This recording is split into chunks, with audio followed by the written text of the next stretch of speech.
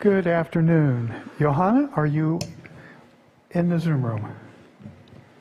Yep, I'm here. Oh, great. Okay. Granicus is working. We're on all the other broadcasts, so we are ready when you are. Oh, wait. Matthew, are we ready on your end? Yes, we're ready. Thank you. Okay, great. Excellent. All right. I think he's right there. There he is. Yeah. All right. Welcome back. We'll go ahead and continue forward, coming back from closed session. Mr. Chair, do you wish to announce any action that was taken out of closed session? Yeah, was there any action to take out of closed session? No action. There was no action to be taken in a closed session. All right. So we will move on to, we finished our timed items, so we are, no, we didn't. We have one at 6 p.m., so we didn't finish our timed items. However, we will move on to item 7 or do we need to conduct an actual extra item, didn't we? We do, sir. If you would like to take up 7.5 first, then we can circle back around to the extra item. So we'll move on to 7.5, which is a consideration First Amendment to the Agreement for Professional Services, Epidemiologist Services, and a consideration of appointment of 2 board members to serve on an ad hoc committee to work on enhancements to our COVID-19 dashboard. And so, Carol, did you want to introduce this? Yes, thank you, Mr. Chair. I'm bringing this to you in my capacity as Interim Health Services Director.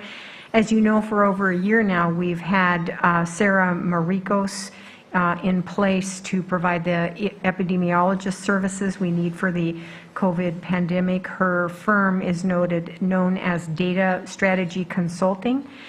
This started under a short-term agreement and executed by the department head at that time, and then was later approved by your board, at which time the competitive bidding requirements were waived because we were in the state of emergency.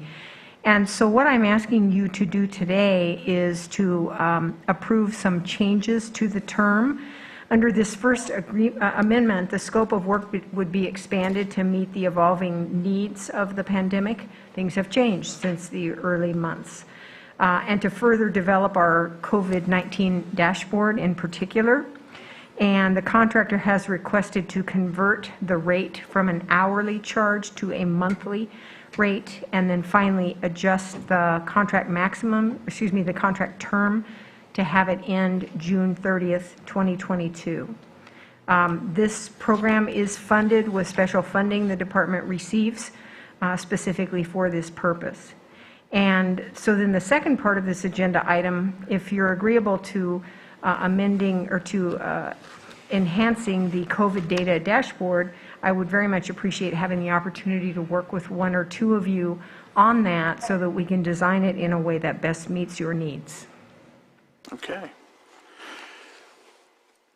Thank you for that. Are there any comments from the board? No? Looks good to me. All right. So then the first action would be to approve the amendment, and then the second would be to for the chair to appoint a couple of people to work with me and Sarah Maricos and probably some public health staff as well on the dashboard. So I do have a comment about the dashboard. Yes, go ahead. I think that this one might be better served by getting the public input on what the public would like to see, because I think that this is an easy conversation to figure out what is available and what would we like to get, and then that way we can really get public feedback. I just don't see, I mean, if it is an ad hoc committee, it is what it is, but I just don't see it being more than like 1 day's worth, and I think that it would be nice to get the public input to make sure that we get exactly what the people want to see out of what it is that we're providing. I know there's been some pretty good enhancements as of late. That doesn't mean we're done. Obviously, that's why this is on the agenda today. But I'm pleased with the enhancements that we've received over the past 2 or 3 weeks or something of the kind. maybe it's even longer, but it's been showing a lot of state data and being updated on a daily basis, except for the weekends. And I think that was a great enhancement in comparison to where we started. So I think it would be good if we did this as a public conversation. And so, Chairman, what I might suggest in that regard is, and you're correct, I was thinking the same thing, that it's probably one, maybe two meetings at the most where we hear what additional enhancements are desirable. And what we could do based on that is that we could then schedule an agenda item shortly thereafter to release to the public what the plan is and gather additional input at that time. And again, I don't mind if that's what it is. I just know that we've got a lot of committees, we've got a lot of special meetings, and if it can be embedded in one of our normal meetings, that's the only reason that I really bring it up. Okay. Okay, so then you'd just like to have an agenda item to talk that through. That's what you're saying. My personal opinion, definitely not the board's opinion. Okay. All right. That works for me. We do have a lot of meetings scheduled throughout the end of the year. And I think all of us could probably contribute in different things that we want to see, as well as hearing from the public. Yeah. Okay, we'll do it that way. All right. So we still need to take action on the amendment, though. So what I'll do is I'll open it up to the public real quick, because it seems like we're all at a good point here. If there's anyone in the Zoom room that would like to comment on this, please raise your hand.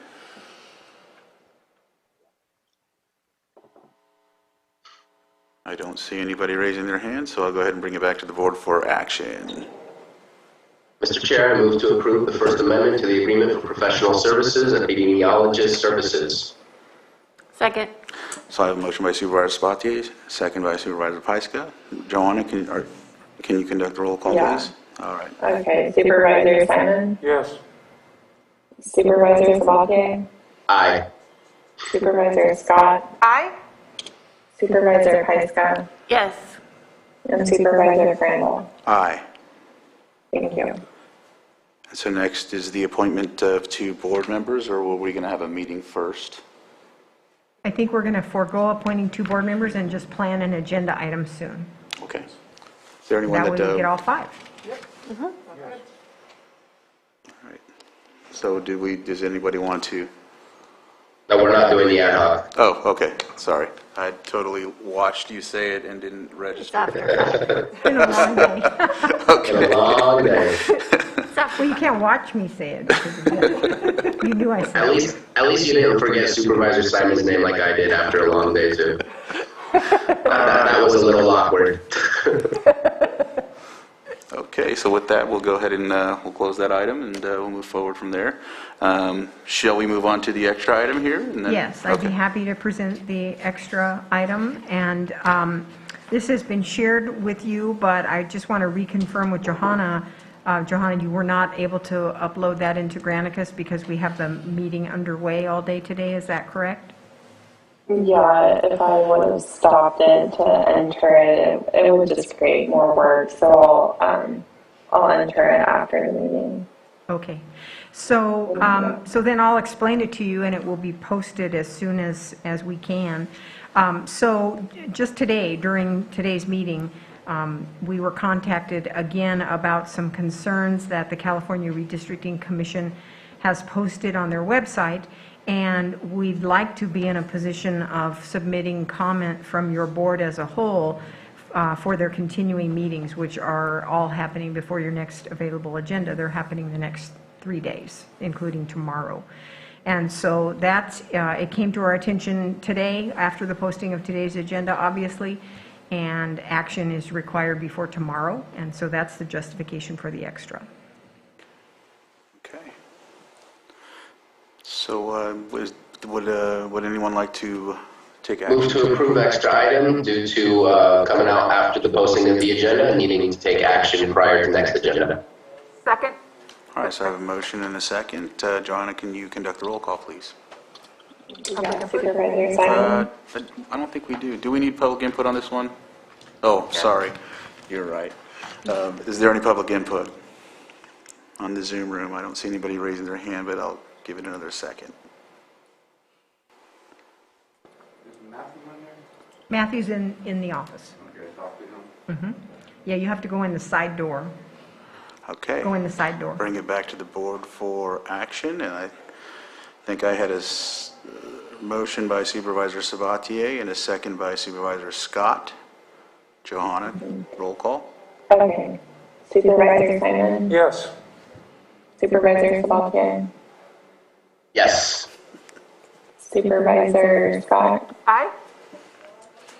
Supervisor Pyska? Yes. And Supervisor Crandall? Aye. Thank you. So thank you, Mr. Chair. What we have learned today is that there are some new maps posted on We Draw the Lines website, which is the California Citizens Redistricting Committee, and we have some concerns about those. From a congressional standpoint, it links Lake County up with Marin County, and then as far as the Senate standpoint, it puts us in an entirely different district. We would no longer be with the coastal region that we've been in. So while some of our input seems to have been received and incorporated into their deliberations, it's not all there. And so we're recommending that your board approve this letter, which I'll read here in just a minute. The intent would be to upload this letter from the board as a whole, as opposed to just staff commenting as individuals, and hopefully that would have a big impact. So again, this letter would be dated tomorrow. It would be addressed to the California Citizens Redistricting Commission, and it will be uploaded in their place where you can insert comment. And so it would say this: the subject is opposed placement of Lake County in a federal congressional district with Napa but not Sonoma County, and change state Senate district alignments with the November 2 visualizations. Dear Commissioners, first, we want to thank you for honoring Lake County's request to be wholly represented in a single federal congressional district. This is broadly reflective of recent feedback submitted by the County of Lake and other Lake County-based governments. We also very much appreciate being grouped with Napa County for federal representation, continuing a long-standing representational alignment. However, our board was disappointed to learn your Commissioners' November 2nd congressional district visualizations now align Lake County with Marin County and portions of Solano County, and not our critical disaster and energy resiliency and economic partner, Sonoma County. Our board finds Lake County has historically shared relatively little in common with Marin County. There is no geographic contiguity of counties, that's been a long day, and our strategic alignments and common interests with Sonoma County are far more numerous. Alignment with Marin County for purposes of state Senate representation has been a great positive, but Lake County's federal interests can be better served by continued alignment with Sonoma County. As you will recall, our board previously submitted a resolution filed September 28th, impressing on your commission the vital import of rejoining all of Lake County in the same United States congressional district with both of our neighboring counties to the south, Napa and Sonoma. We reiterated the import of maintaining both of these alignments in our October 26th letter. Your commission will also be aware boundaries depicted in the November 2 visualizations would dramatically alter Lake County's state Senate representation. Presently, Lake County is grouped with adjacent counties of Mendocino and Sonoma, as well as Humboldt, Del Norte, and Marin. These partnerships have brought many great benefits to Lake County, including meaningful economic change through growth of the cannabis industry and a new program that will give many Lake County children a stronger, earlier education foundation. Sharing state and federal level representation with both Napa and Sonoma counties has been of great benefit to Lake County. The agriculture and tourism industries are key facets of the Lake County economy. Lake County offers natural extensions of the cultural and agritourism-focused opportunities of Sonoma County and the Napa Valley. Wineries and wine-adjacent businesses and other agricultural business needs are found throughout our county. Workforce-engaged Lake County residents also frequently travel to Napa and Sonoma counties for work. At this critical juncture in our county's history, we want to continue to build on synergies with all of our key regional partners, and opportunities for economic development are enhanced by our sharing common representation. Respectfully, County of Lake, and it would be intended that each member of your board sign.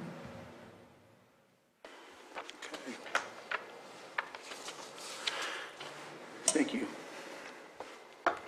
Supervisor Sabatier?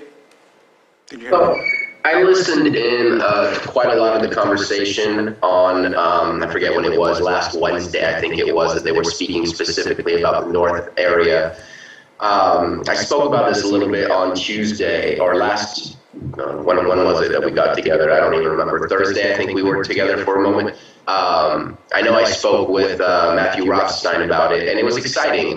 They talked about Lake County quite a bit, and they listened to us in the sense that we asked them to stay whole. So at least that's one part.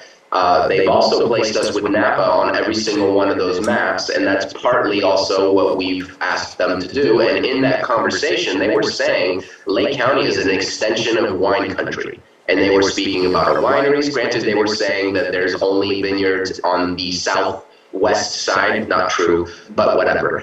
Maybe we can bring them over and educate them and share a little bit of our wine. But the fact is, it was a very healthy conversation, a very positive conversation about Lake County. And I think, so there's two things. Well, one thing that they were talking about consistently: do not cross the Golden Gate Bridge with a district. And I think maybe we need to add that in there, that by restricting yourself, such as rules to not cross the Golden Gate Bridge, limits what you can and can't do with these districts, because we should be able to identify with eastern Sonoma County, which is also wine country, but not western Sonoma County. And I think that's maybe where we can get some of that switch. And they were talking about that. They were talking about how the coastal Sonoma is not the wine country Sonoma of Healdsburg and Sonoma Valley. Things like that. And so I think we need to use some of their words that they were speaking about. I think maybe saying we are closer than we were before. I don't know if that was necessarily said. I know there was some positives in the letter, but I think we need to be more positive, because they definitely are listening to us. They're giving us Napa. And I think that in the long run, and just a thought process I had when listening to this conversation, we have built strong relationships with the people we have, and those people may or may not remain in those seats forever. But the fact is, we get to build new relationships, including keeping the same relationships that we've already built, and that can mean more people who have an interest in what Lake County needs at the state level, at the congressional level, and so on. And so I think there's really, we're getting close to what we've been asking for. I see Marin County as a huge leverage to get things we need within a district, because Marin County absolutely has a large weight to swing around. And again, these are all hypothesis of what could be in the future based on what we see. But I think we need to utilize some of their language, expand more into wine country on all of them, and don't use the Golden Gate Bridge as a limiting factor to districting. That is not within the state law of of that having to be a limiting factor. It's about equity of populations, equity of ethnicity, and like type of areas. So just putting it out there. I don't know how to change the letter, to be honest. I just wanted to at least provide some feedback based on the meetings that I attended. I was never able to speak because it took forever, and they eventually took a dinner break, and I had to leave as well and continue on. And the next day they were on to Central California, and the following day into Southern California. So. Okay. Tina? Just like to thank you, Supervisor Sabatier, for sitting on those meetings. And I'm glad that they listened to our last letter. And I think we need to be realistic that we're not the only county probably fighting for different lines. And I have to say, I'm happy that they kept us in the same congressional district. And I think at some point, I like the fact of writing another letter, but I don't want us to be put into a position that we're not going to be happy unless we get exactly what we want, knowing that we're not the only ones fighting for it. And I agree, having different representation, you never know who's going to be sitting in those seats. Building those relationships is not necessarily a bad thing. So I think we have to be cautious too, that we're not the only ones that are writing letters and demanding things. Okay. So do we want to make those additions or corrections to the letter, or are we good with it and let's send it? I don't have any suggested changes. I'm good with the letter. Supervisor Sabatier? I just want to say everyone's complaining, Supervisor Scott, so hey, you should hear the laundry list of things. This is what they asked, this is what they asked, so we're definitely not standing out. Everyone is looking for a change as well, so it's funny you say that because I thought the same thing too. Well, where could we put the language about the Golden Gate Bridge? Or is that a separate paragraph maybe? Is there a copy of the letter in the email? It was emailed to you, there were a couple of versions of there it it, is. so you There want it the is. latest Thank you. version? Would it be helpful if I project the letter and then maybe we can look at where the placement of that Golden Gate paragraph would come? Yes, that would be great. Thank you, Matthew. Apologies for interrupting.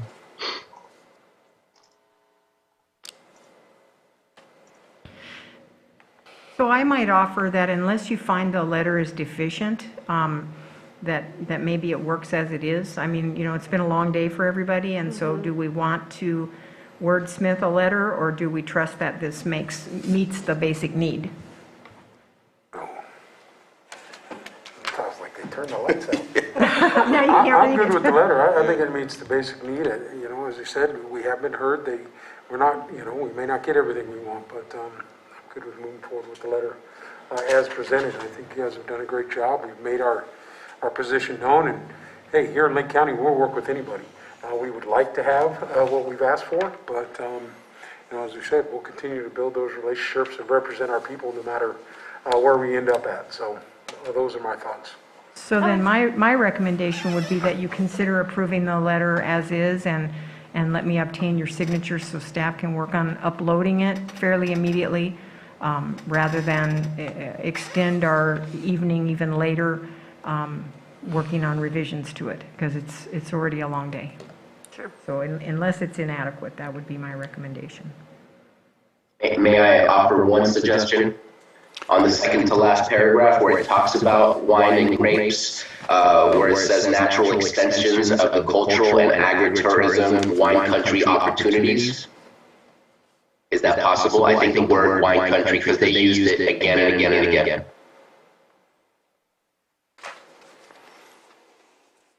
Wine country instead of wine adjacent, or let's just, can you go over that one more time, Supervisor? Which wine? The agriculture and tourism industries are key facets of the Lake County economy. Lake County offers natural extensions of the cultural and agritourism wine country opportunities of Sonoma County and Napa Valley. Got it. Wineries and wine adjacent, but yeah, I think it fits. So instead of the word focused, we're inserting wine country. Okay. I'm just trying to utilize their language so that it might trigger something within the conversation that they've already had.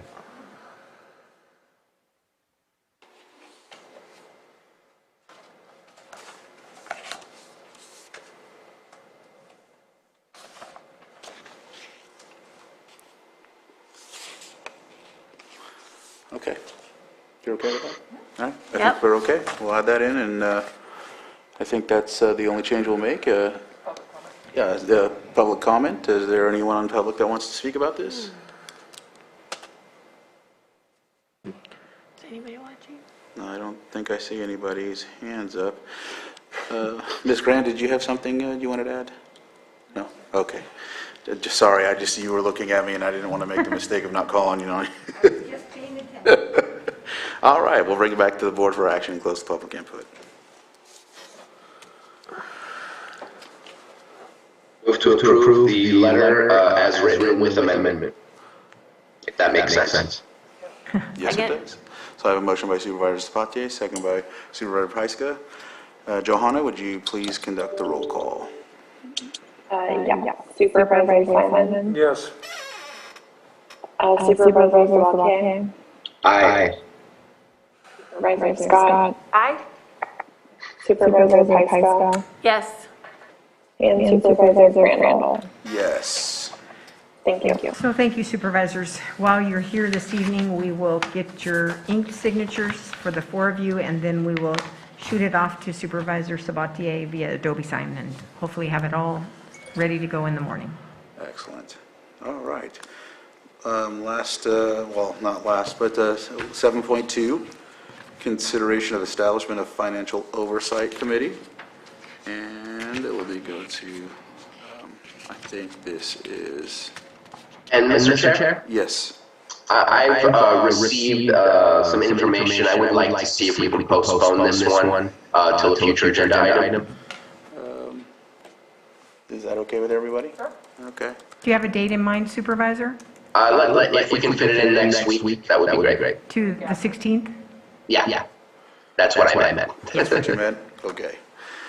Still, we need to open it up for public input, right? Just in case, since it was put on the agenda. You bet. You can put it out for public comment. Yeah. Okay. If there's anybody on Zoom that would like to comment on this, please raise your hand. Not seeing anybody. And we'll bring it back to the board, and it looks like we'll bring this back at a later date. And so next, last but not least, calendars. So we'll start off with Supervisor Scott. Okay. Tomorrow I have meetings with constituents at 10 o'clock. And my day's pretty open. And then on Thursday, I'll be here all afternoon for our special board meeting. On Friday, I also have a special board meeting for 9 a.m. I don't have that. That's the evaluation Thursday Yeah. afternoon, Friday morning. Yeah. Friday, so Friday morning too. All right. Then I have football that afternoon or the evening. On Tuesday, I have a Hope Rising executive meeting at 3. And then for the rest of the week, I will be getting ready for my daughter's wedding on the 13th. And then, Yeah. back here on the 16th. All right.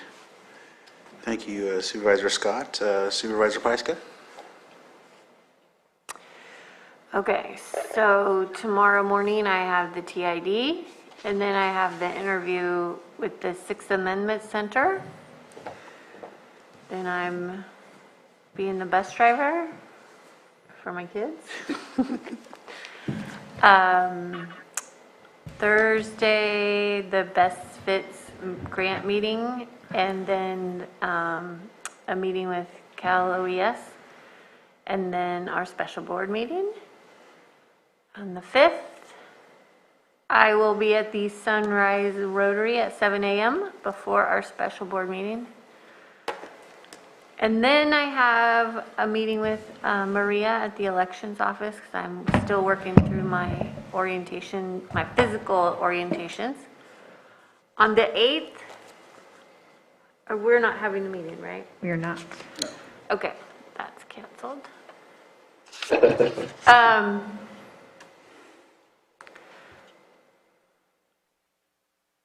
I have a meeting with Kelseyville Unified School District, and then a CMAT reporting committee meeting. On the 9th, I don't know why, but at 5 a.m. I have this thing called Training with Supervisor Pyska. Nice. I'm hoping that's an error for 2 hours. But I do have a meeting with Lars. We're going to be driving around and checking things out, I believe. And then on the 10th, Supervisor Simon and I are going to meet with the new superintendent at Middletown Unified at 1 o'clock. On the 11th, I am going to be having family time on the 11th and 12th. And then on the 15th, I will be having my meeting with Carol. And then in the evening, we're having a park meeting on Cobb for the community to talk about what kind of park they would want. But before that is the Risk Reduction Authority. I did miss that. And then back here on the 16th. All right, thank you. Supervisor Simon. Redistricting meeting, finishing that up tonight, at the end of tonight. Tomorrow morning, I've got a meeting with Senator Feinstein's office, the after-fire virtual flyout delegation. And then Thursday, gonna attempt to make the Best Fits Grant meeting, and then call with Cal OES. And then we have our special meeting, BOS evaluations, Thursday and Friday. I see that meeting just fell off in the morning on Monday, but I have a meeting at noon with Russ Kramer from Clear Lake, and then at 1 o'clock we have the CMAT reporting committee. Don't have anything on the calendar Tuesday. On Wednesday we have the 10th. I got the LTA and APC, and then at 1 the Tim Gill meeting with Supervisor Paiska. Thursday, obviously Veterans Day. I want to thank all the veterans on the 11th, and then for math that evening. Have anything on the 12th. Back here on the 15th, I have a meeting with Carol in the morning, and then we have the Risk Reduction Authority meeting at 3 p.m. on the 15th, and then back here for the board meeting on Tuesday the 16th. Yeah, I think that's, right now, I think that's it. All right. Supervisor Sabatier. I have a quick question before I move on. Is there a way for the public to be in the chambers for the redistricting meeting? I have a text from somebody. I told them to use the side door. Is that okay? No, I think, Matthew, will you speak to that issue? What arrangements are in place for getting people in here? Yes, so we are expecting that the front doors will be open. Okay. Open, and we will be able to access the building during the time of the hearing. We will be, locking some of the doors to head up to other floors. So, but, people should be able to access this building normally. So Matthew, it's not unlocked now, though? So people can't come in now? It should be unlocked now, yes. They're trying to get in over We're trying to there. get in the side doors. I'll let them in. Check on the... Please let me know because that was the expectation. I just texted him I meant the front door.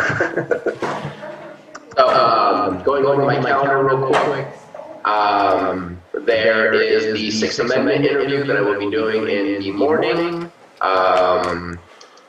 Looks like I will be back in court. No, actually I will be listening to court. It starts at 2 p.m. On Wednesday. And then I also have an interview with our public health team dealing with tobacco cessation.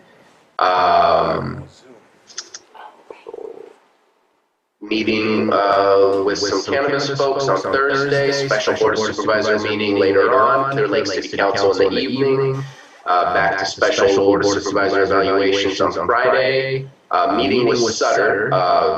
Been trying to meet with them for a while, and it will actually be good because it'll be somewhat similar to the discussion we just had earlier about data coming out of their hospital. I know I've had the same conversations with Adventist Health. There seems to be a little bit more data coming out. We'll see if we can get that more regularly. And then having a meeting about our AS 400 legacy systems. And then that evening, I know that Supervisor Scott said football. I'll be going to Lower Lake High School as well. They're having their senior night. And I'm going to go watch my son play in the marching band while hopefully the Trojans win a game. And then on, where are we?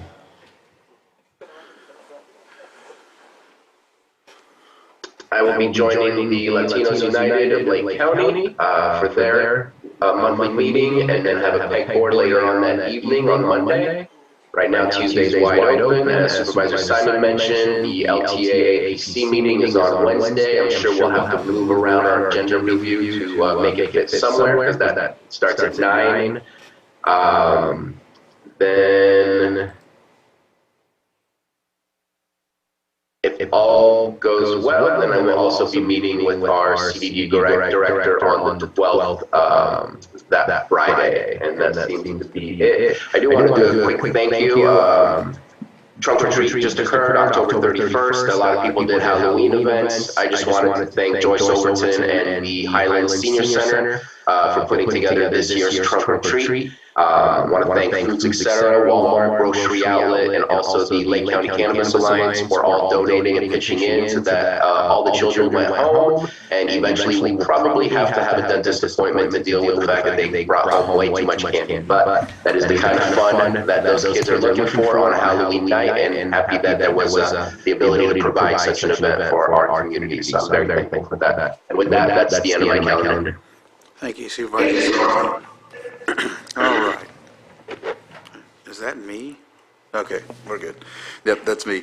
So first I'll start off with something because we haven't heard about the Potter Valley Ad Hoc for quite some time. And so we had a meeting Friday, and it was a Zoom meeting, and we discussed how the situation with FERC has postponed the relicensing till around April next year. And so we were going into a discussion about Congressman Huffman had discussed how he was looking into some funding and asked for support into the group, and I had objected to that support because of the constant, the constant justification as to the removal of Scott Dam is for fish passage.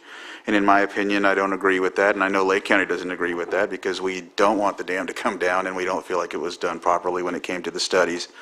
When asked, I just gave that specific no, and it turned into a, well, why not? And then when I gave my reason why, they attacked. It just became, why are we pretending like the Scott Dam's not coming down? And you asked for my opinion, I gave it. We're still going to continue to object to fish passage, and we know that that's not the real problem, is kind of what we put it to. But either way, they're still inviting us to come forward, and we'll go to the next one when it's scheduled. So, Potter Valley Ad Hoc Committee for Scott Dam continued on. So, let's see. In about 5 minutes, we'll finish with the redistricting item. Tomorrow, TID in the morning, East Region Town Hall. Thursday, I have the Ad Hoc Advisory Committee on Wildfire and Forest Stewardship with RCRC, and then our special meeting for evaluations, and then Friday evaluations at 9. Next week's pretty open for me. Monday the 15th, meeting with the CAO, and back here on the 16th for the Board of Supervisors meeting. And I think that's it.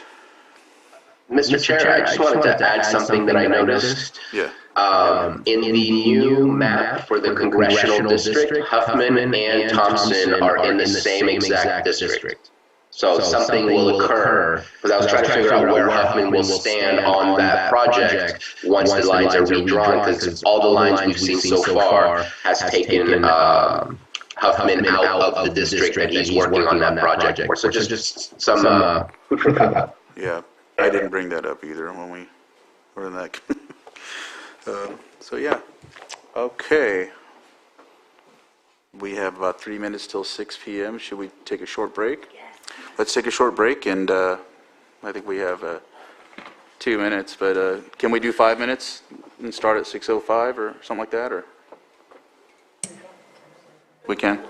Okay, we're going to start at 6:05 as opposed to 6 and take a short break. We've been going consistently, and I think everybody needs a comfort break.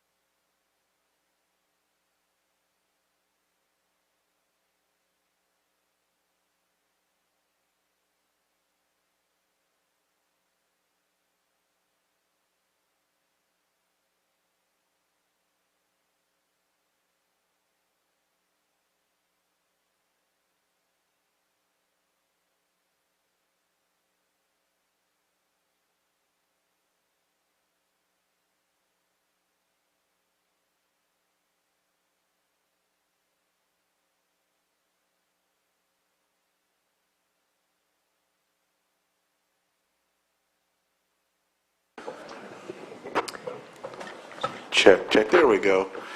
All right, welcome back, everyone. We are right in time for our item 6.7, or 6 p.m. item, redistricting, public hearing number 3.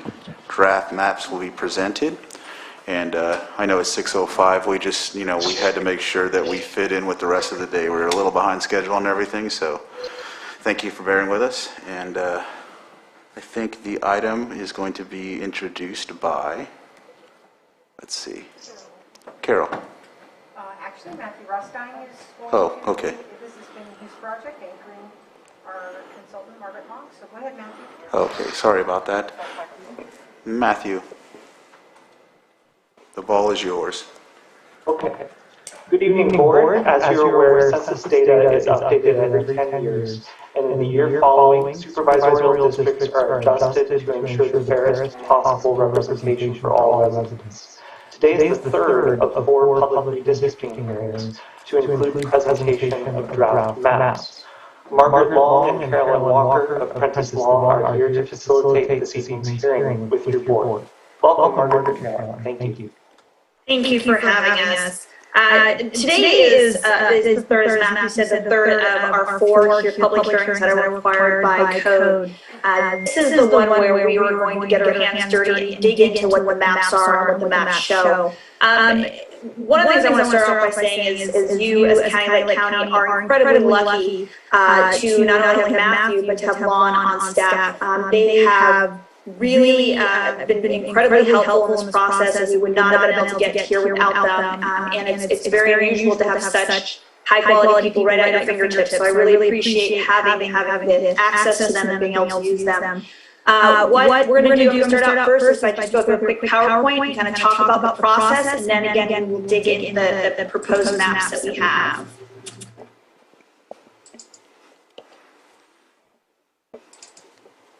Okay, so first, obviously we're here on the map of the third one. I'm happy to be here to present it. We always go over at the beginning of every one, just kind of a recap of what we're here to talk about. Matthew did a good job of explaining that we're here to draw the supervisorial districts based on the 2020 census numbers that have been provided to us. When we are looking at this and how we draw lines, we do look at in order of priority these items. We want the property, the area to be geographically contiguous. We want to keep as best possible the integrity of neighborhoods, the integrity of cities and towns. We want to try to use to the best of our ability identifiable boundaries, whether that's a river, a street, a rail line, something that is already there in place. And we want to try to keep them as geographically compact as possible. We don't want them to be spread out. We don't have to have them in long strips. We don't look at favoring any political party. We don't look at who's the supervisor of each district. And we don't look at the political makeup of each district. That's what we do not look at. When we look at 2010, these are the numbers that you came up with. And I am incredibly impressed that your percentage of deviation is so low. Legally, we were required to keep that number at 10% or low, so either 10% above or 10% below. Yours are under 1%, under 0.1% for all your districts. That's almost unheard of.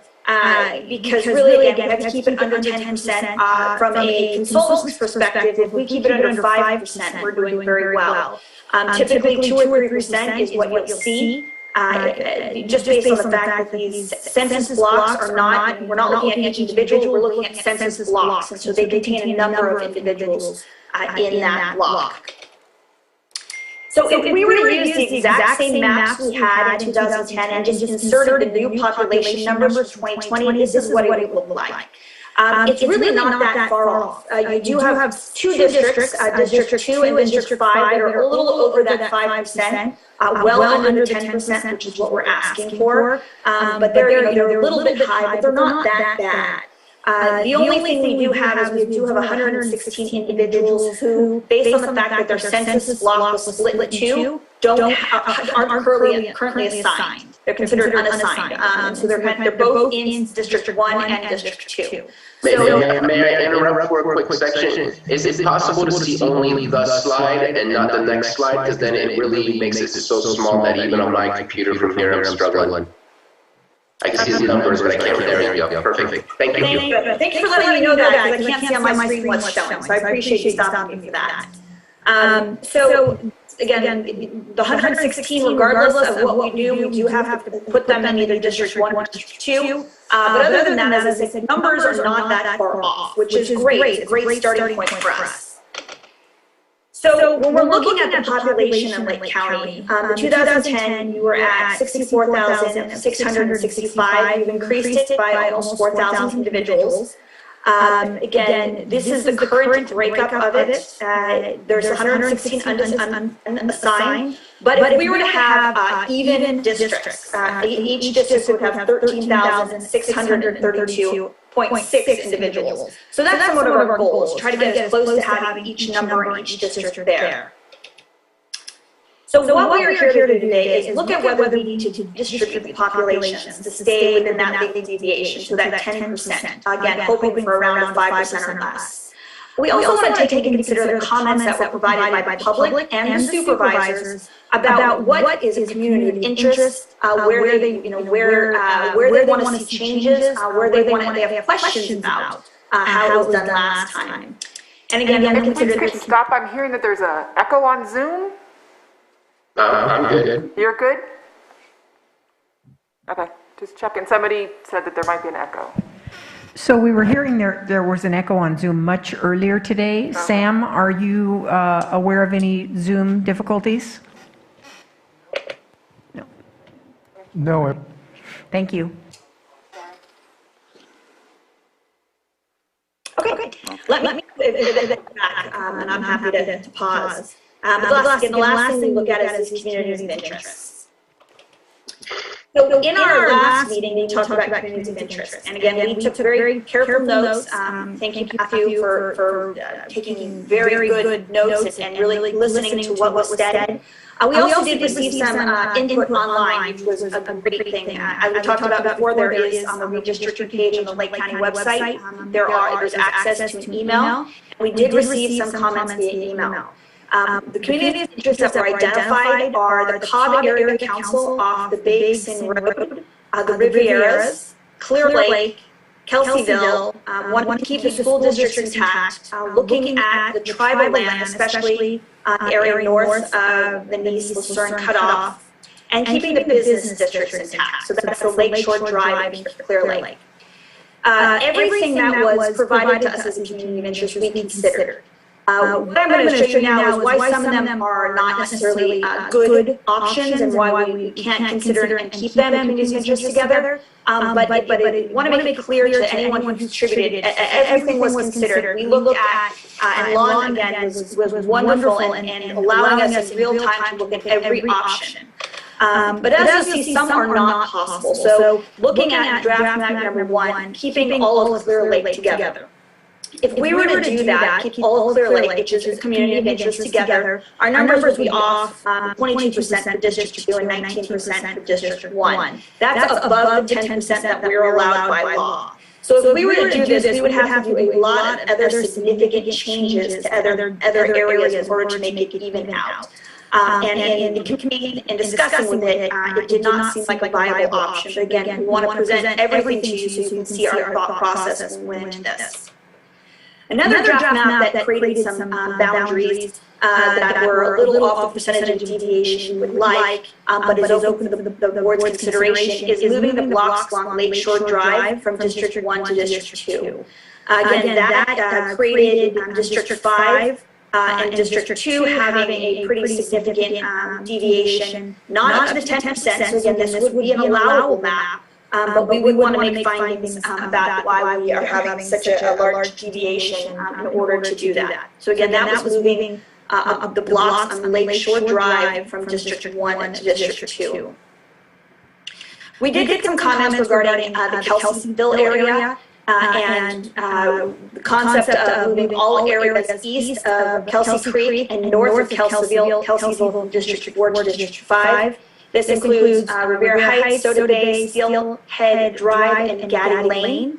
And this again would legally be allowed, but as you can see from District 4, it would get very close to that 10%, and would probably require some findings in order for us to justify doing that, or looking at making some modifications in other districts to accommodate it. And again, our concern was, and when we looked at this, making those accommodations to other districts would break up communities of interest or didn't make legal sense for us to move forward on. And the last one that we kind of worked through and then came to a conclusion as a committee that it's probably not the best option, but again, presenting for you, is moving only Riviera Heights from District 4 to District 5, and that's the area west of Lakeview Estates Drive. Now, we do have a proposal in one of our draft maps that we're proposing does move Riviera Heights, but as you can see, the numbers here were over 5%. And so we felt that just alone doing this act was probably not beneficial to redistricting. So we did include that in one of our draft maps. So we have other offsets to accommodate those numbers. So we'll get to those in a second. I want to finish off my PowerPoint before we get draft maps that we are recommending a review of. We have one additional public hearing, which will take place on November 30th. That will be during the board meeting at 9 a.m. I actually don't know if it's a board meeting day. It's a special board meeting day. So we'll be doing it at 9 a.m. That's when we'll be actually adopting the draft map. And so that will be where we present the final form in ordinance form to get that amendment to the code to get that done. That gets us done well ahead of the December 15th deadline. And I know when we first started talking about that December 15th deadline seemed like it was coming way too quickly. But again, you have fantastic staff that powered through a lot of very complex data to make this possible. So we're looking strong to get that done.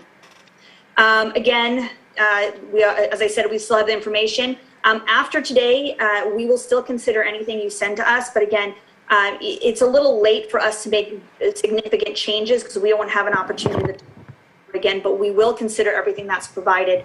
But more importantly, everything we're providing today, including the PowerPoint and the draft maps, are all available online.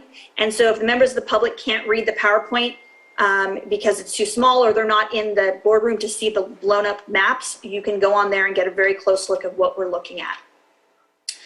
So I'm going to stop sharing for this and then go into my next share. Now, the next share are the 5 maps that you have presented for you on your board. I'll go through them in detail about what each of those are. And then you can look at kind of what 5 options that we, as the group working on it, conceived as viable options.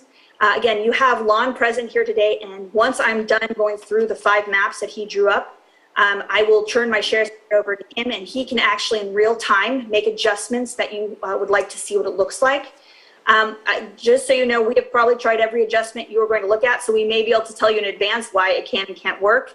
But you know, if there are little tweaks that we're looking at making, he would be available to do that. So let me share. One moment. Okay.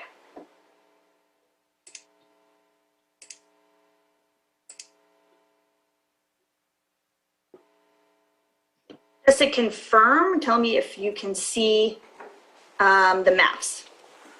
Okay, give me this. Okay, so this is option 1. Option 1 changes the map area north of the Nice-Lucerne cutoff and along the Big Sin Road. It moves Riviera Heights from District 4 to District 5, and it moves the unassigned area to District 1. You can see the numbers under the option area of what that does for each district. Percentage-wise, it keeps everything at 5% or under. District 1 will be off by 1.68%. District 2 will be 5.03. District 3 is 1.76. District 4 is 3.4. And District 5 is 1.73.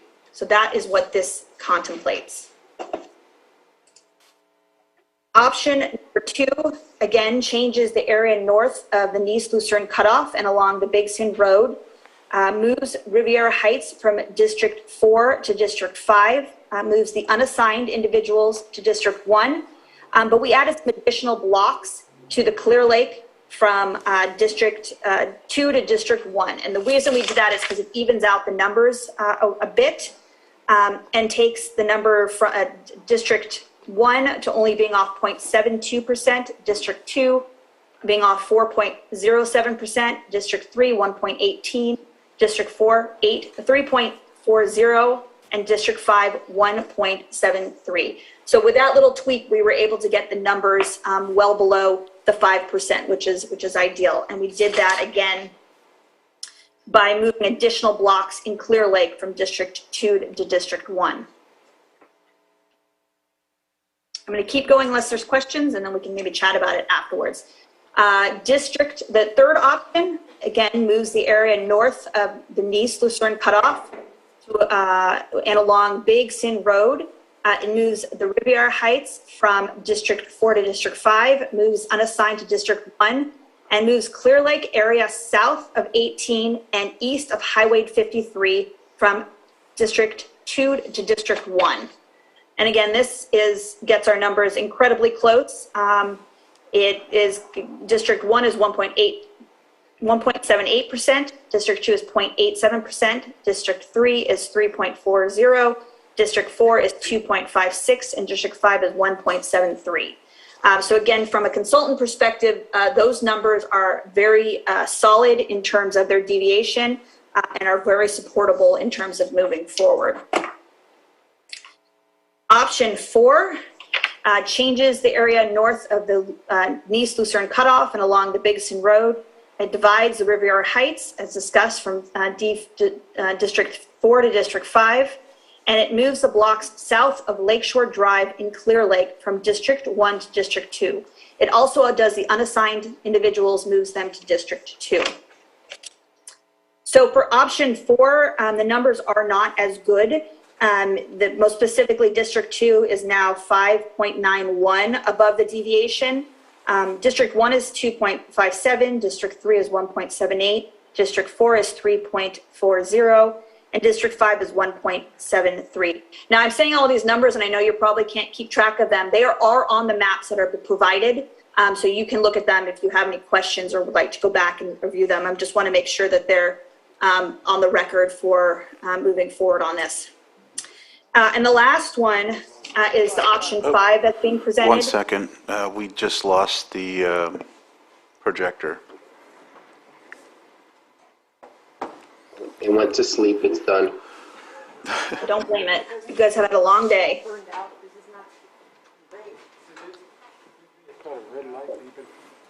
Is it on that television right there? Yeah. Oh, yeah, it's hot, it's overheated. And we burnt it out. Oopsies. Can everyone see the monitor over here? At where? Because if that's the case, Moke and I can share. Do you have it up there, right? I don't, but I can see. Okay, and then you have yours. I think it's still projecting online because I can see. Okay, so we can at least. Okay. We'll let that cool down. Right. I think we're good to continue, though. I was gonna log in on. Yeah, 1 second there.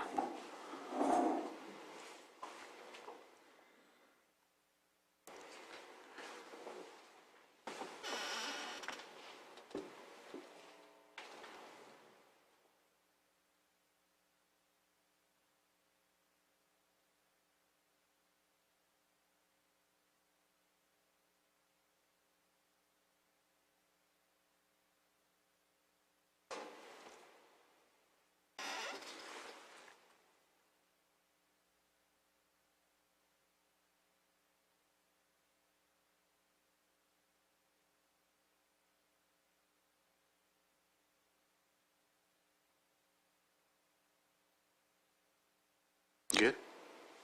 All right. Margaret, you can continue. Thank you. Thank you.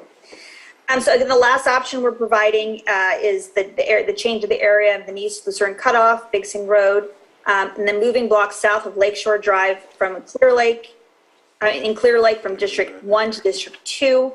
And it also moves all the area east of Kelsey Road and north of Kelseyville from District 4 to District 5. This and also unassigned areas to District 2. This one, again, is not a recommended one, but we did get a lot of comments on the Kelseyville area, and so we did want to present a draft map for consideration. This one has a pretty substantial deviation in District 4, which goes down to 9.53%, and it's legally acceptable, but it's a very large deviation. It also has District 2 at 5.9, District 5 at 4.59, District 1 at 2.57, and District 3 at 1.76. So while this one's legally allowable, and we did get a lot of comments on it, it is not one that we are recommending, but we are offering it for consideration. And with that, I will stop sharing my screen. And if allow Lon to share if it comes up, but we're open for questions. Excellent, thank you. Jessica? So thanks, Margaret. I'm curious as to why, I know that there was some input for the Riviera Heights to be included in District 5, but I'm curious why only option 5 has the areas close to Kelseyville town. That's specifically important to me because that is a community of interest that doesn't have representation as an unincorporated town. While the HOA has very strong leadership, it's very cohesive, it does align with the other HOAs, but I feel like keeping the town of Kelseyville together is much more appropriate for their representation. And I'm happy to respond to that. And we did get comments on that, which is again why we presented option 5.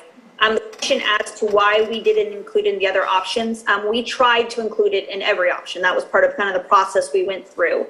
But in doing so, and I will kind of ask Alon to speak to this as well, it broke up other districts in a way that we couldn't do either through census blocks or other communities of interest that, because again, the districts, the way they aligned, it took areas that we couldn't break up. We can, if it's the board's pleasure, start using option 5 and again, have Lon make some of those adjustments to see if we can get those numbers to be more coherent with what we're looking at. And we're happy to do that at your pleasure. But again, we did try. We did look at all those options to try to keep that because we did receive several comments regarding that as a community of interest. It would qualify as a community of interest, and so it needs to be considered as a community of interest. But at your pleasure, we can pull up option 5 on a map and look at, have Lon walk through what can be done to make that a viable option. I just didn't see an option where Riviera Heights wasn't moved to District 5.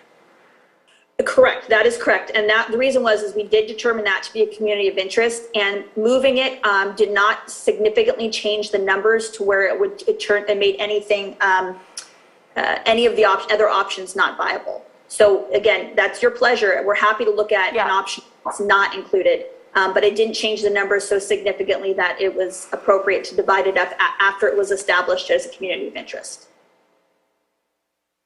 So, okay, so one community of interest, I don't see how both of them can be considered a community of interest, but one of them is excluded. So I'd love for us to look through the map together. Absolutely. And again, to be clear, we didn't exclude any of them. There's a lot of communities of interest. We looked at every single one of them.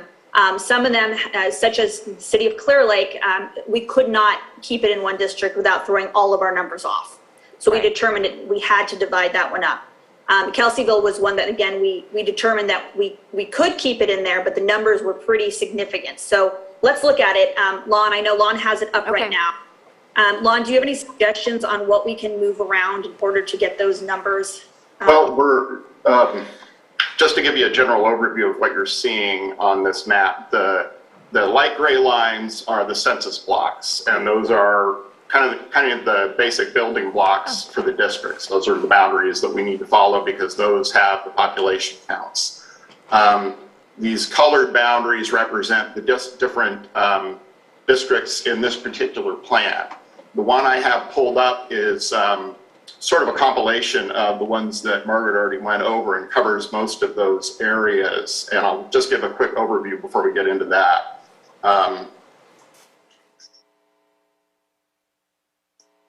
So one north of the Nielsen cutoff, and I apologize, it's this background map that's a little slow to draw.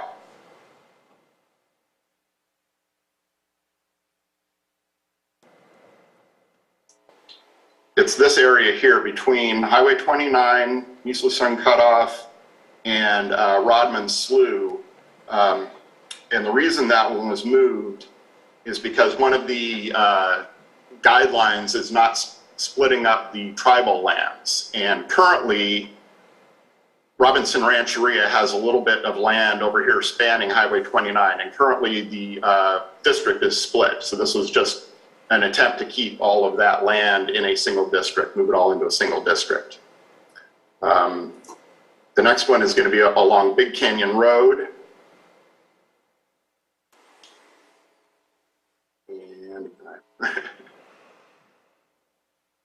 going to turn off this background here. It's thinking really hard. There. Okay, so where you're looking at here is, and this one was the Cobb Area Council.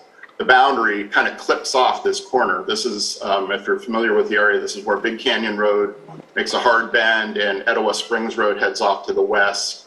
And the Cobb Area Council kind of cuts off that corner. So we were trying to pick up just these couple of blocks. It's only 3 people, but move these blocks over into District 5 to cover that area. And those are the 2 that are included on every one of the plans. For the Soda Bay area, you can see currently the district, District 4 picks up all of Riviera Heights, Soda Bay, Gaddy Lane, that whole area. And if we include everything east of Kelsey Creek, so we use this as the boundary, the problem is, as we had said, it throws these numbers way off. And these right here are the key numbers you want to be looking at. And keeping these under 10%, plus or minus. The problem with including this in every plan is that District 4 then has to pick up population somewhere else to make up for that. And the only place where there's any real significant population, because you're looking at probably about 1,000 people in here, I believe,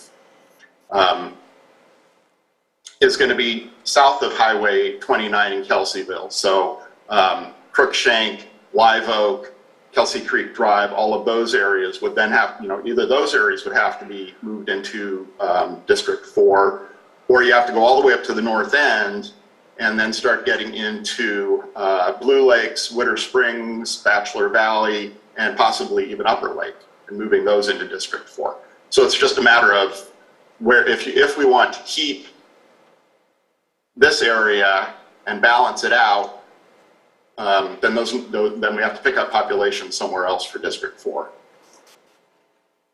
Can I offer a suggestion for District 4? We can do that. We can do it live right here and see what the numbers do. So by the way, I want to say I've been looking at this mapping software or system. Really appreciate the work that's been done. I don't know if it's automatic, what was shipped to us, or if you had to put a lot of work. But getting that that level of detail with the numbers for each census tract is really useful to be able to kind of look around and see what can be changed, what can't be changed. So really appreciate what we're looking at here. It is automatic, and you'll see that in just a second. It all does it on the fly. I love it. I was thinking in district, so I'm looking at the area versus people as well. And I'm looking at District 3, which is such a huge area to travel. And so in my opinion, I think that the larger your area is to travel, then it's probably a good idea to see if we can reduce the number of population, obviously trying to stay within that 5%, if that's possible. Is it possible to go 29 all the way to 20 and all the way east to the border? And what would that do? Because District 4 is missing 1,200 people in comparison, and District 3 has 242 more. Just a thought to try and see if we can alleviate the traveling time for a supervisor to have to travel that entire distance in District 3. This may take a couple of steps to get it, but let's see. It's not a huge amount, I know that. But it looks like a good geographical barrier. Yeah. So right now I'm gonna go up and use 20 and 29 as a boundary for these and see what that does to our numbers.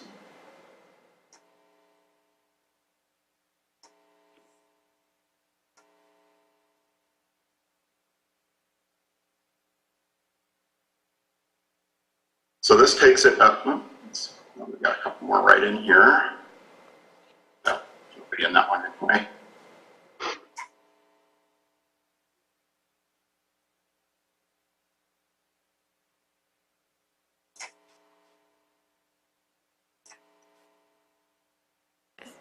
Okay, so you can see by moving that that boundary all the way up to Highway 20 and to 29, that brings you down to from I think this was negative 9.5. Now it's 7.3. Is this option 5?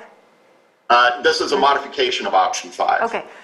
And so then if we went back to Kelseyville and north of Soda Bay stayed in District 4 and south of Soda Bay stayed in District 5. Up to where about the state park? Yeah, so the state park would be in District 4. Okay, let's see.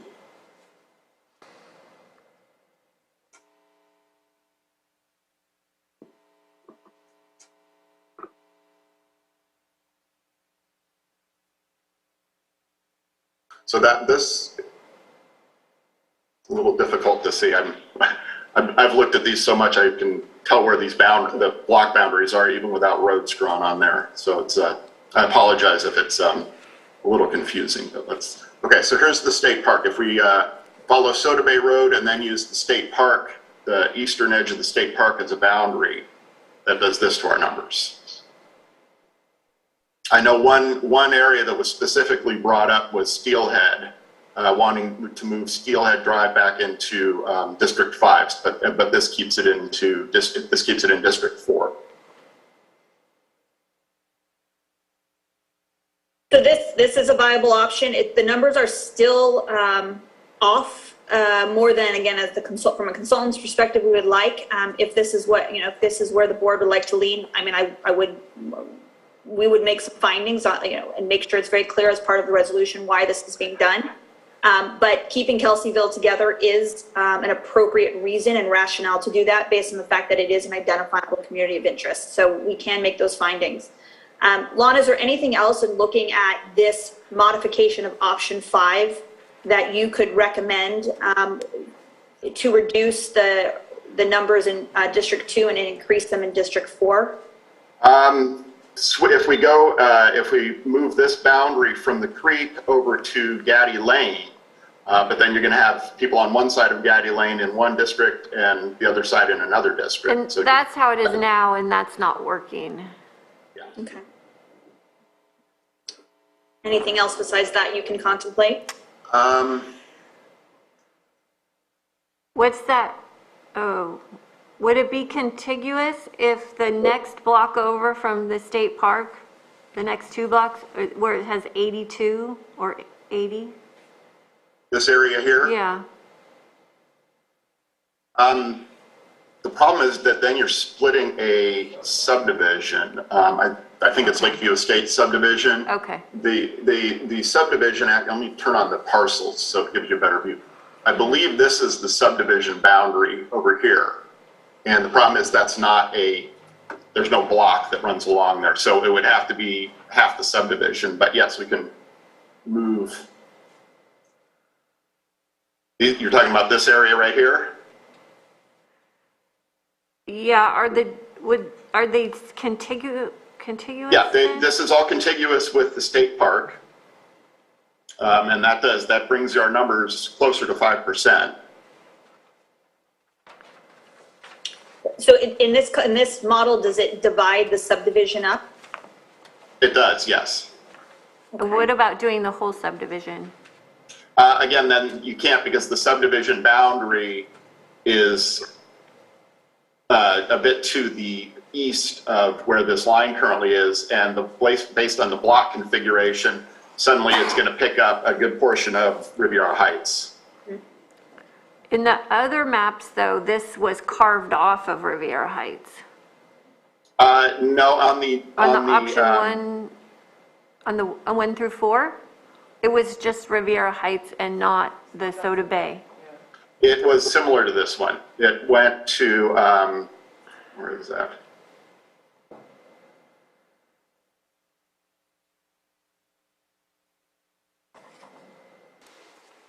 It used that same block boundary, it just went the other way with it. It picked up a lot of the actual Soda Bay subdivision along the lake shore. Yeah.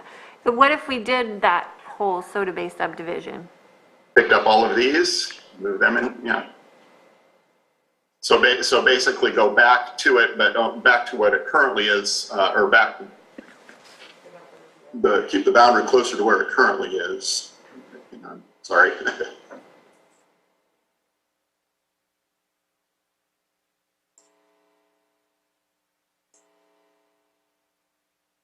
So this would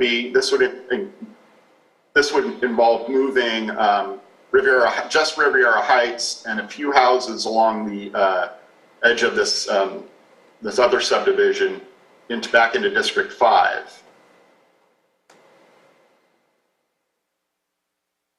And then keeping the areas along moving the areas along Gaddy Lane into 4, or back from 4 to 5 rather, excuse me. So this way, Kelseyville, Gaddy Lane, and Riviera Heights are in District 5. Correct. It's everything north of Soda Bay Road in the Soda Bay area would remain in District 4. What do you think, Tina? But then you're dividing Blue Lakes up, though, because one side of the road would be mine and the other side would be EJ's. Yeah, I didn't really see, I couldn't really make it out of that, but if we can go back to it, I'd like to look at that. Yeah, absolutely.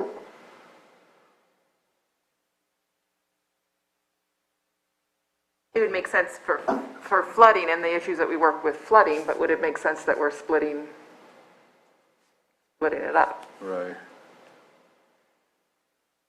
But I'm trying to see what part of it is split. So this would follow the highway. So I would have this side of the highway, you would have the other side of the highway. In the Blue Lakes area. So yeah, I think there are a couple of mobile home parks along the north side of the highway in there. Yeah. I believe. And that's how Highway 20 is on the east as well. Yeah, Highway 20 is currently used as a dividing line to the east. Well. Again, from perspective of looking at it, from an outside perspective, looking at it to make sure it's got legal compliance and that it's appropriate in terms of the code, you are using a natural boundary, which is appropriate, and it is keeping communities of interest in place. I would question District 2 being a little bit out of whack as well in terms of numbers, and want to have a conversation about that. But this is appropriate from a perspective of compliance with the requirements that we have. Currently, what part of Scotts Valley Road does that how far does that go out when it comes to Scotts? Because when I think of Scotts Valley Road, I think of District 4, just in my opinion. I'm not sure exactly where it stops, but the current boundary is, let's see.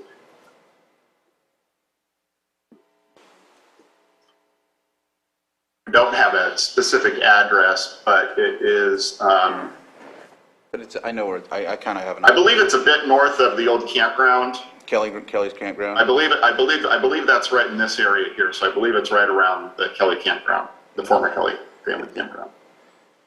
It makes sense, and I think that what we'll do is, if that's what we have to do in order to make the adjustments, I'll just invite or the Blue Lakes people would have, they might, just ask. But they're all in the same. They would still be in the same district. Right? They would just be split. So Blue Lakes, do they go to the Upper Lake Town Hall? Well, we don't have a representative currently, so technically. But that's how they've been going, though? They've been, or not at all involved? There hasn't really been any involvement. We've got one person, but he didn't end up, I think. Yeah, should I think we could have this open, right? If you would, yeah. I wasn't thinking about the max. Diane Fridley, retired registrar of voters, but I'm representing the registrar. Sam, is the mic on? Oh, Diane, if you can just move a little closer, thank you. Maybe if I take this off. 20 years ago, we divided that area. The 20 Blue Lakes two censuses ago. And it was very, very confusing to the Upper Lake people, and they were very angry. So I just wanted to throw that out there. Okay. Because you have 20, so the creek side would be in District 4, going on 20, and then the other side, Where Springs, Baxter Valley, would be in District 3. So the same thing at Blue Lakes, you're going to have one side of the road, like you say, District 4, across the street, it's going to be District 3. So just keep that in mind.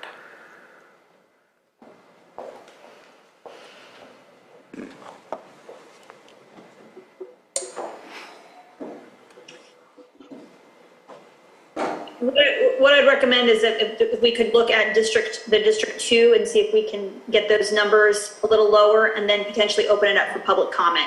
Once we've had the public comments again, we can bring it back and continue to modify the maps based on what we're hearing. Okay. Yeah, because I haven't even looked at the other side of the county yet.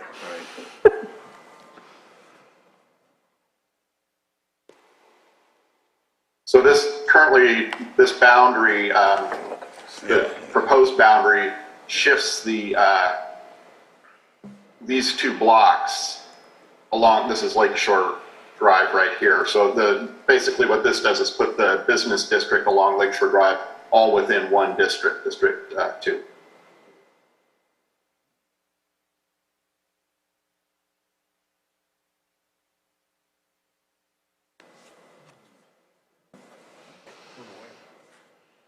Yeah, it'll come back. Yeah, hi. I love technology. So in looking at that, is there an area between District 1? Well, District 1 is, we can do some transfers. So is there any areas or neighborhoods within District 1 that can be moved over to District 2 without causing any disruption to communities of interest? I've already spoken, so I'm waiting on Moak to speak first. Well, when we're talking about they're splitting it up and clear, you know, with the Clear Lake boundaries and everything we go there, it's exactly how it's set up now for my district and yours, is that it is. One side of the street is District 1 and the other side of the street is District 2.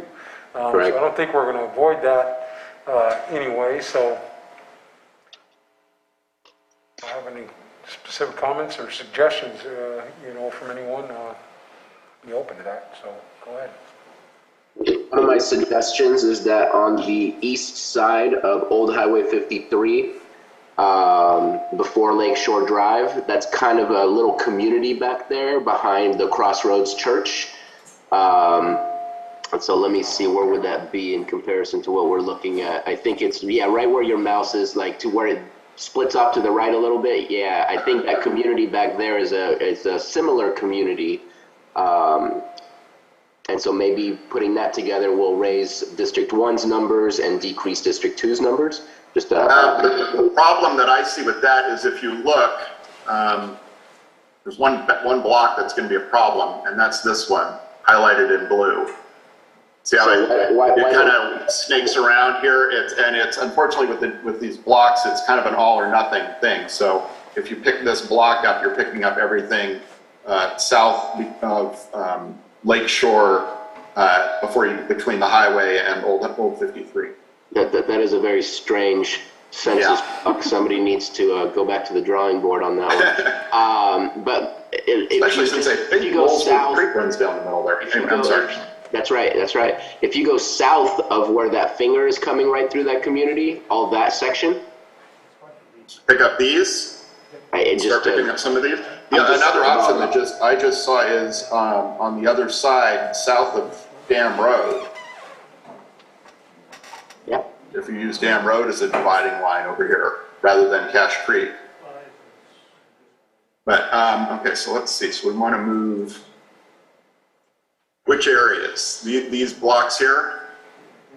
That's what I was suggesting, yes. And again, just spitballing. When you say the Crossroads, that's the Crossroads Church right there on the corner? Yeah, Okay. right after you pass the village area.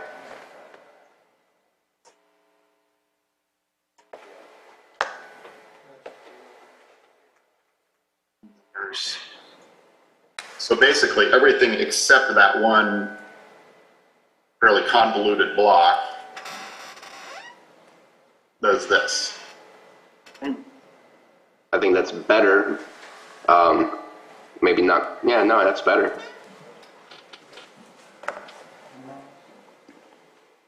Do you, that, again, from a numbers perspective, that looks good. We can justify it as a community of interest, with shared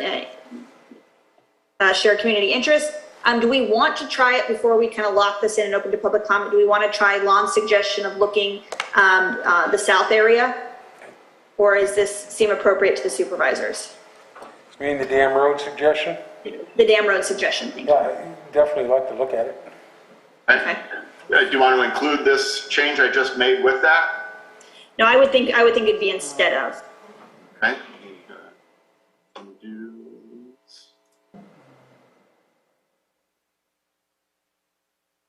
Okay.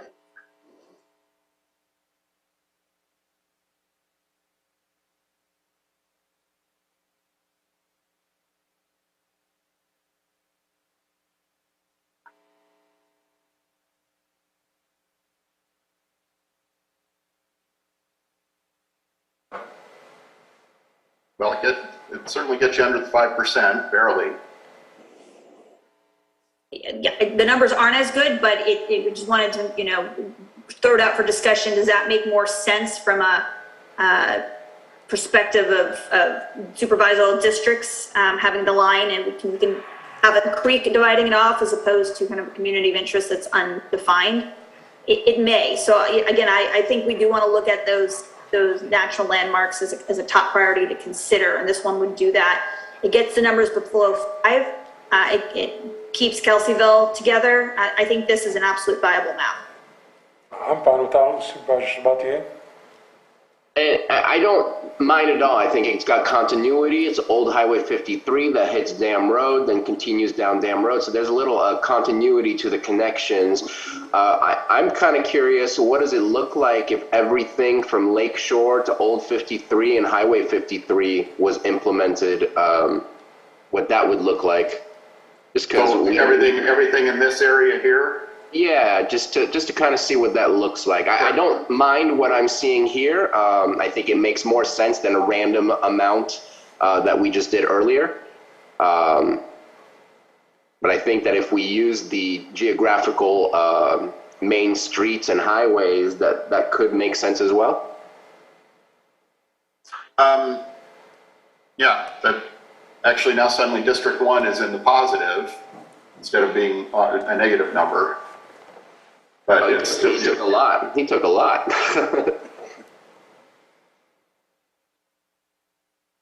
And maybe I can get Redbud back. Yeah, I was just going to ask, did we want to move it back to where the current boundary is here? Now the only thing is that this is that one split district right here. Right. Split block right here. A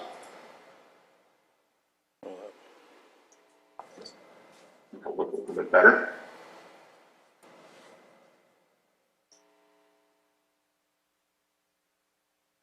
So that's what moving it. And I was thinking back into District 2.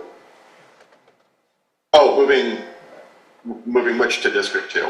The Lakeshore Drive and Redbud Park.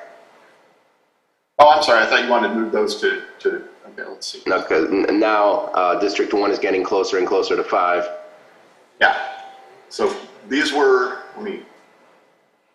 just because it's a little bit confusing. So move these two back to District 2. Yes. Yeah, that's where we just were. Okay, so this is, yes. that was quite a large gain from all those, that little. Yeah, from this area over yeah. here. Yeah, I think the Dam Road one is probably a better option.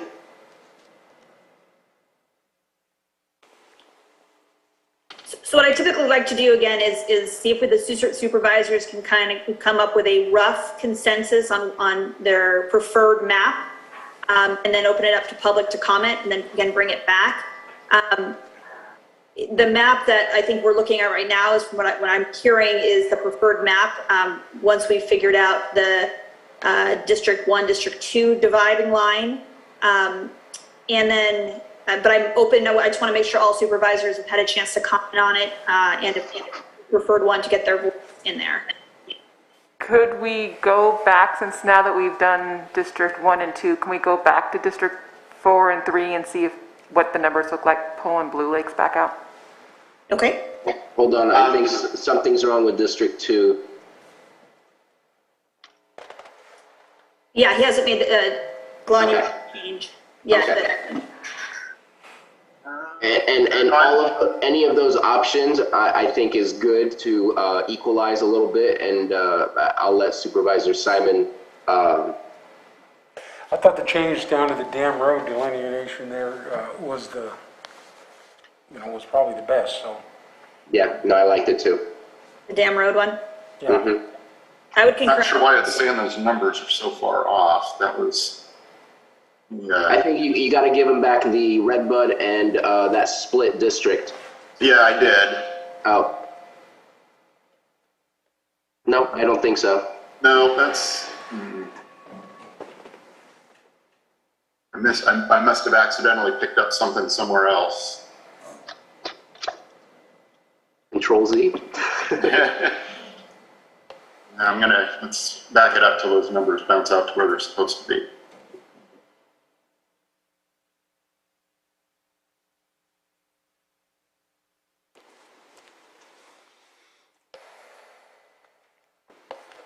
Well, the easiest way is, okay, so let's go back to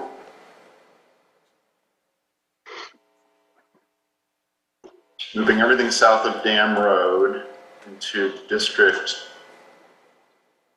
1.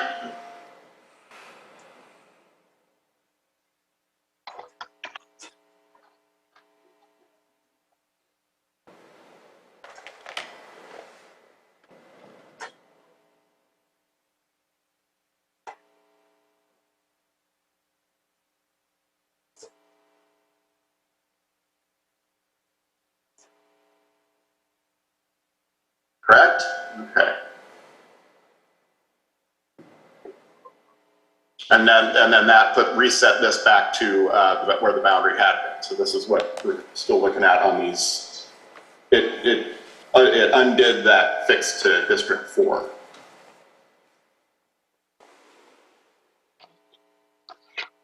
Was that both for the Blue Lakes area and the Heights area? This was, I forgot to undo the Heights. My apologies, sir. So let's see, we were going to take this back to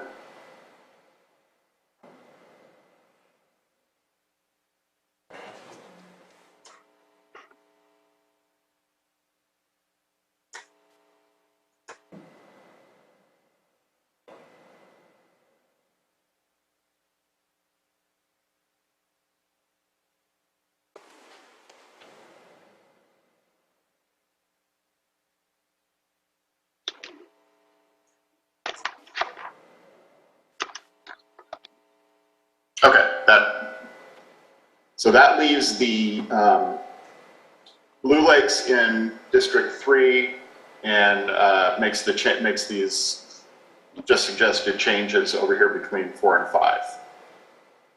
And that puts us under 5%.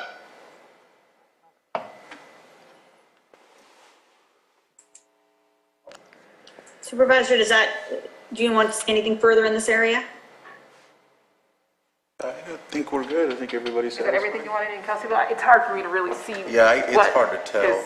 Yeah, the dark colors. Unfortunately, I can't change the color scheme on these boundaries. What does that look like? It's the Riviera and the software Soda Bay? won't let me, it It's just assigns them randomly. Basically, you have all of Soda Bay and I have the Heights. Okay. And then I get Blue Lakes back? You get Blue Lakes back. Okay.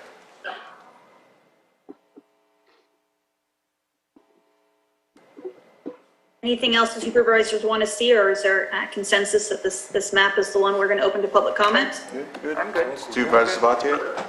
I'm good, and I want to hear what the public has to say. There's only one other small area. It's just tiny, and it's just that little wedge. There's 40 people and 18 people. It's so close to Kelseyville town, right there. This area here? Yeah, that little. It's just very strange because everybody that lives there goes, is part of the Kelseyville community. So I think that makes more sense. If that doesn't. That's gonna move it up to, I believe, Renfro and Merritt is gonna be where it's gonna change that. Now, it does put District 4 a little bit over the 5%. Okay. I guess we could go back then.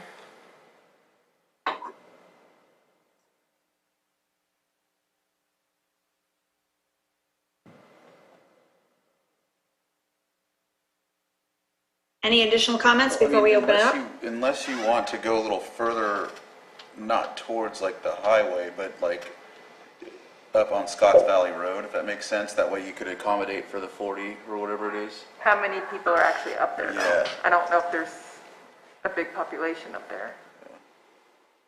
Like 3. So where are we talking about? Let's see.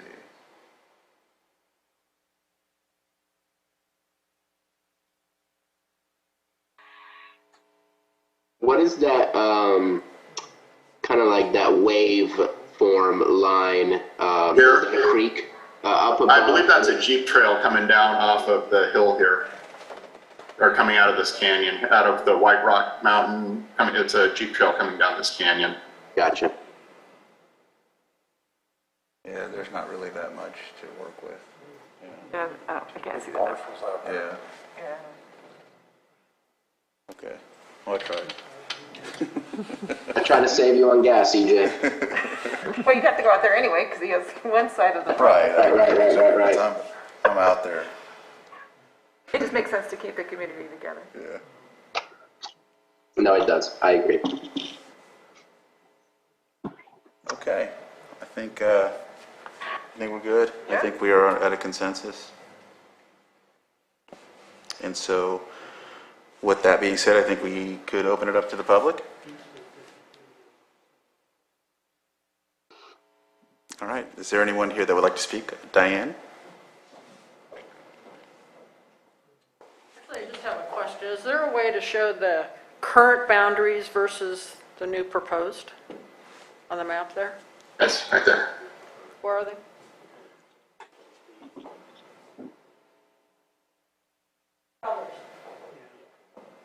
In this, which area? The whole thing, I think she's talking about. Yes.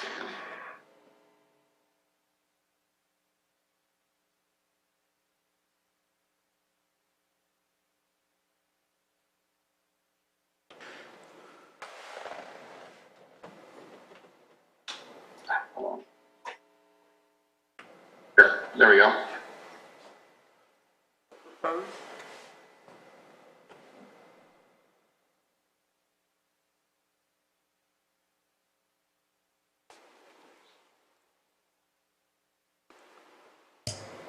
So, Mr. Chair, we do have one hand up in the Zoom room. Okay. Let's see. Oops, sorry. Okay, 1 second. Did you want to come up to the? Yes. Okay. Dirk Sloten, Mayor of Clear Lake. We applaud the boundaries, and we would prefer option 3. That if there's any way that you need to make adjustments to our northerly boundary, we wouldn't mind to have a third supervisor representing the city of Clear Lake. Thank I didn't realize that. So option 3, we give 3 supervisors to the city of Clearlake? I didn't know. Yeah, I didn't know. Is that what you're saying? Yeah.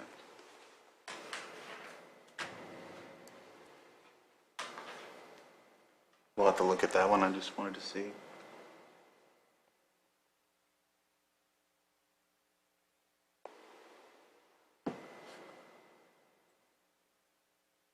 It's still just between districts 1 and 2.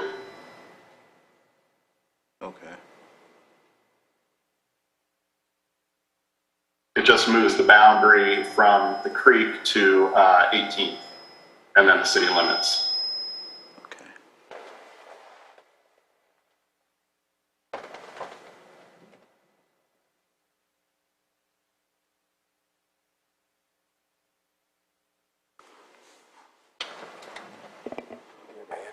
Yeah, I think there is a hand up.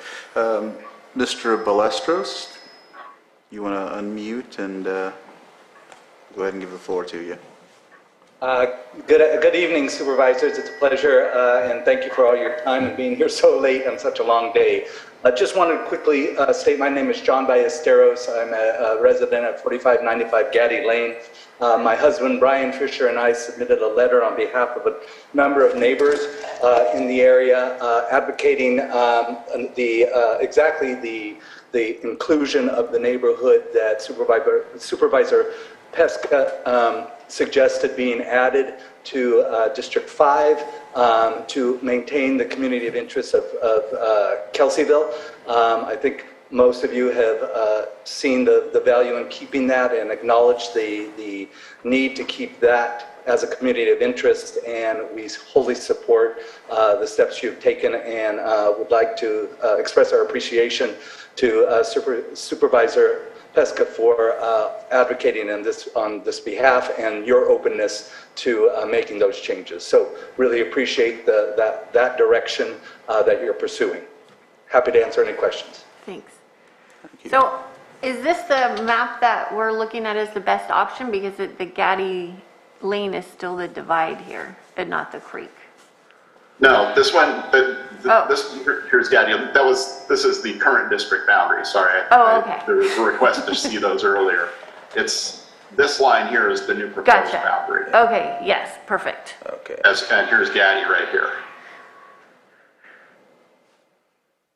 Okay. I don't see any other hands up in the Zoom room. Anyone else in the... well, actually, there is. Betsy Kahn. If you can unmute. Thank you, Chairman, and everybody here. I'm going to make 2 brief comments. I think you've done an incredible piece of work. I appreciate all the collaborative effort and the incredibly long day you've put in. And Lon Sharp is absolutely a rock star. Thank you. Wow. Thank you, Betsy. Are there any other comments or concerns, or would anyone like to speak from the chambers? Okay.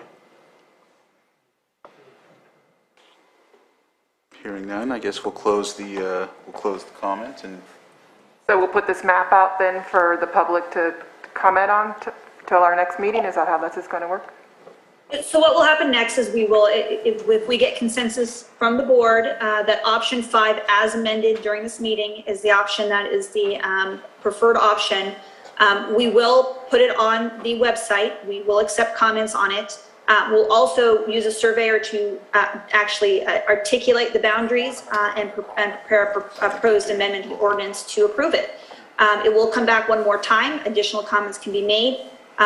However, when it comes back the next time, it's going to be in writing and it's going to be brought as it. So that one is going to be a lot harder to make changes. So again, if there are changes that are contemplated, this meeting is the best place to do it. If we receive comments afterwards, we will consider them. If they're substantial enough, we can bring them back to the board for another meeting to review them.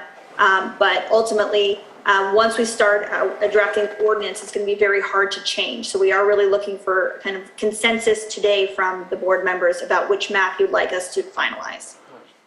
Okay. I know I closed public input, but I'll open it back up because I think there's a concern that... Thank you.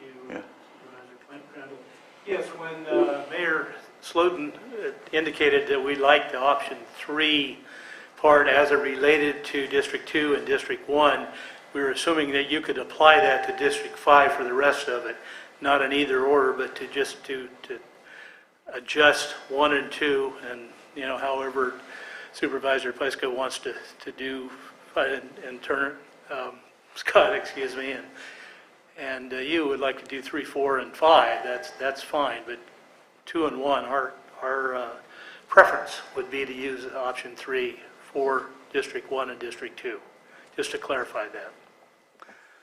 I think, How much different is it? yeah.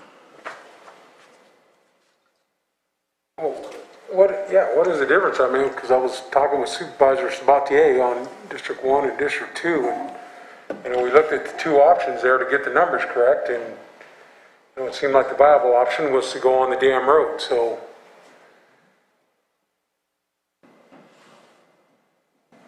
The difference that I see in the map that was just shown is District 1 would get the Walmart shopping center, and then the Cache Creek apartments, and looks like some of those paper parcels in the early numbered avenues is what I seem to have found. The hospital and the community college and all of that area as well. Gotcha, yeah.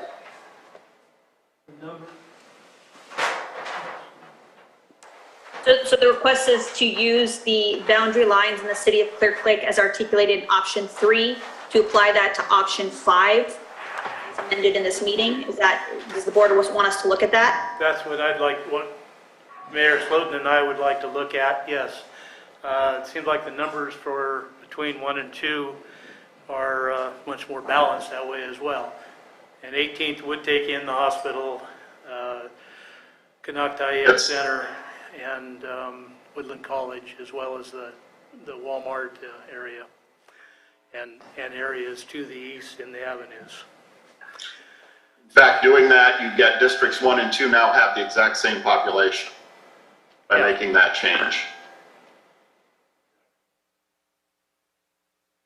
Is it the board's pleasure to see that change?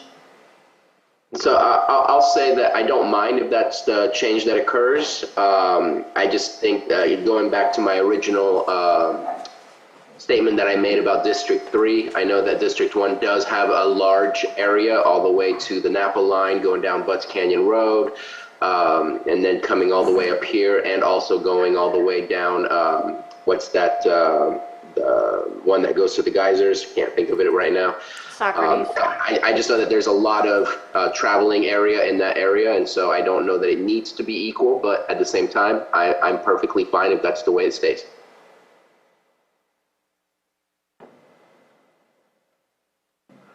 Oh, I thought we had a consensus on the changes we made. You know, we asked, you know, is everybody okay with the changes we made? So going back, let's take a look at it, I guess.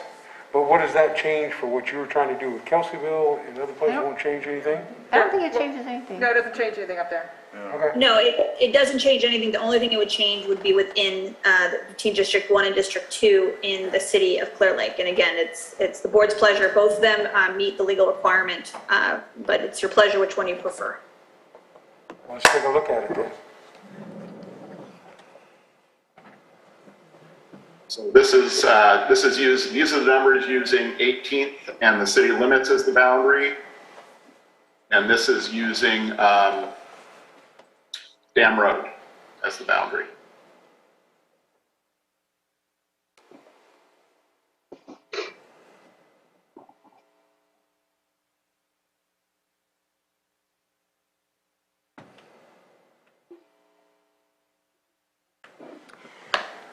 Where's the 100-unit apartment complex going to be? Right off of Dam Road, just north of it.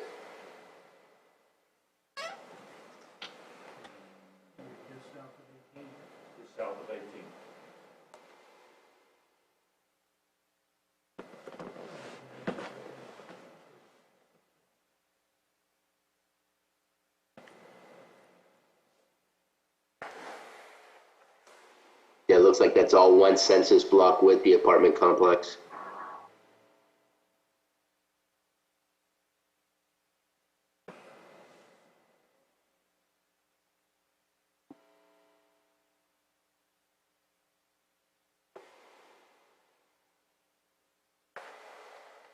I don't have a preference either way. I'll let Supervisor Sabatier can go either direction, so. Yeah, I will say my preference is the dam road, just because, again, in density of area, I think it's easier for District 2 to cover a larger number of folks in a smaller region versus an equal amount of folks for District 1 having such a large area. So I will say that my preference is dam road. And that was my preference too when we had the consensus conversation.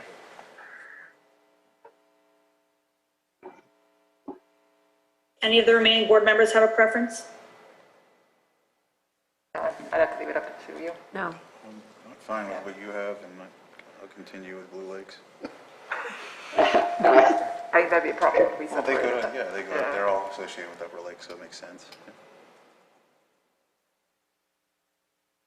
So I hear that the modification that was just proposed is not the consensus of the board, so we would go back to the original option 5 with amendments that was presented prior to public comment. Is that correct? And it looks like that's what we're looking at. Yes. Okay. Is there what's the reason that the city of Clear Lake wants to have the line there? Yeah.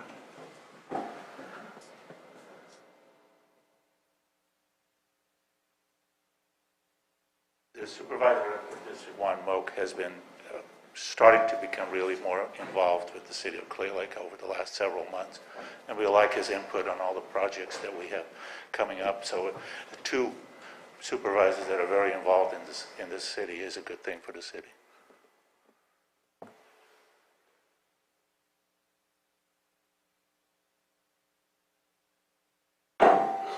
So would one of the options you wouldn't be in the city? It's not going to take everything out. And I do believe Supervisor 1 and 2 would both still have Clear Lake and would both therefore have a hand in terms of city projects. And just to kind of be clear about it, looking at wanting a specific supervisor over a district is not a grounds for modifying a boundary. Wanting multiple representation is understandable. And that can be considered loosely, but again, we want to make sure we keep the politics out and just really look at communities of interest and shared voices. So I just wanted to throw that out there. I want to make sure, yeah, it's still open, so let's talk it through here. Yeah, do it now, because Yeah. it'd be easier to do it now than you're on.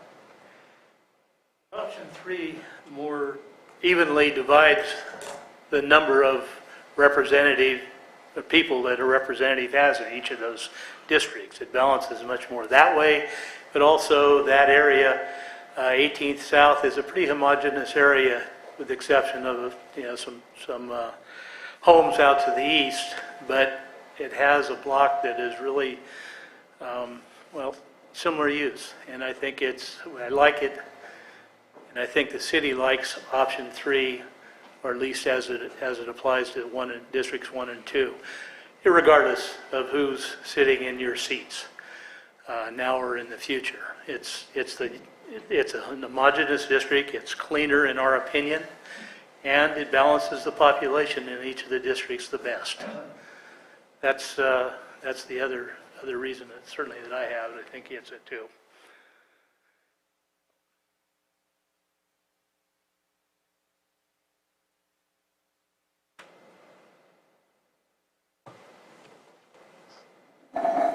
I appreciate the conversation, but I like the dam road option. When we talk about delineating, I think that's a good one. And still, the conversation about, we don't talk about representation, but still part of that, still have the slice of Clear Lake. Supervisor Sabatier? I'm good with as is.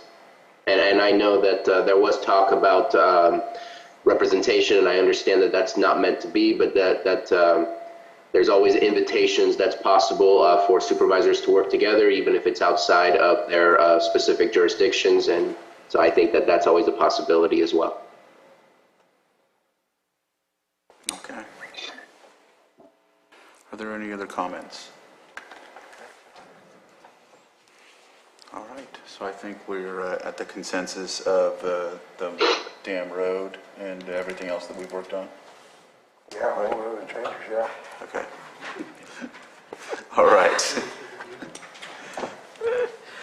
All right. So we'll close public comment. I think where will we go from here?